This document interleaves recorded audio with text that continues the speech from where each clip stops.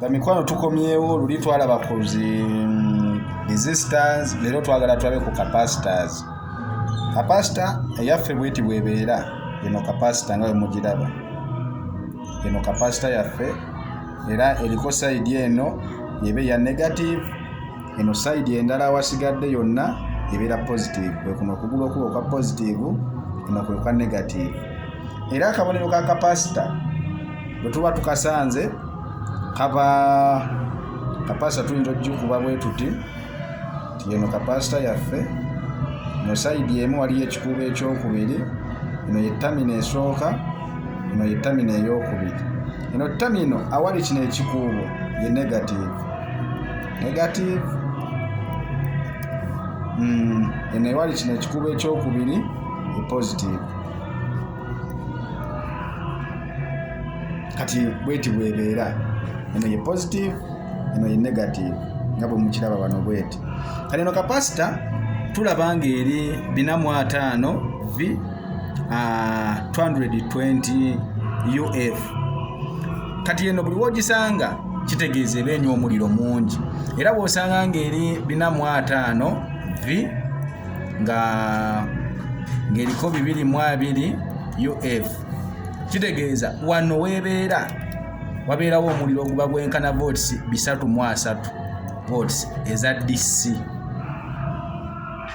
Era bw'oba opima ku mita yaffe okulaba omuliro oguliwo weeguno wano tweta mita, bw'oba opima kano ke kabonero aka AC, kano ke ka DC. Nti bw'oba opima era okyusa n'oteeka wano awali 100, kuba toyinza pimira mu 2. Bw'opimira mu 2 mita yaffe ojja kuba ogyokya, naye olina kupimira mu 100 kuba omuliro ogubaawo gubeera volts 3.3. Toyinza teeka wano eno olw'okuba omuliro oguba mungi. Kati eno capacitor buli wogisanga ebeera mu volts, weebeera obeerawo volts 3.3. Yo buli wogisanga teribeerako wansi wa volts 10 oba 2. Wina kubeera ki 3.3. Eyo era yemu n'eno nga bwe tulaba. N'eno eri 4.5 era microfarads 10, era nayo wogisanga ogwegwa omuliro ogukola ki ogubeerako. So ne tubaawo ne capacitor yaffe endala wano eri 2.5 V microfarads 22. Eno era yadde ogiraba nti ntini mu size, tugikubemu wano bwe tuti, teekeko wano eno terminal esooka, eno yakubiri, eno twagala ebeera positive, eno nebeera negative. Nga bw'oziraba awo tugamba nti yadde era ogiraba nti era ebaako kano kapaati okugulu kuno gye kuli okwa negative, kuno kwa positive.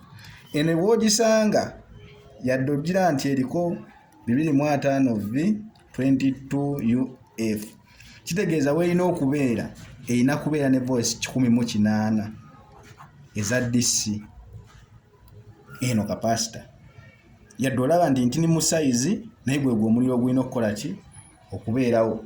So capacitor zino za mirundi mingi. Oyinza osanga emu ng'eri nga tulinawo capacitor wano endala, capacitor endala positive, negative. Then wano tugamba nga n'ogisanga obanga eriko 50 V naye nebaako oba 22 UF, era eno weebeera wabeerawo volts nga 3.5 DC. Zino zo bazikola bwe batyo nti terina kunywa muliro gugisinga tugambe nti oba eriwo volts 6. Bw'oba beerawo 6 egenda kuzimba ekube. Omuliro ogubaawo gubeera wansi wa volts nga bwebeera. So ezo capacitor zaffe.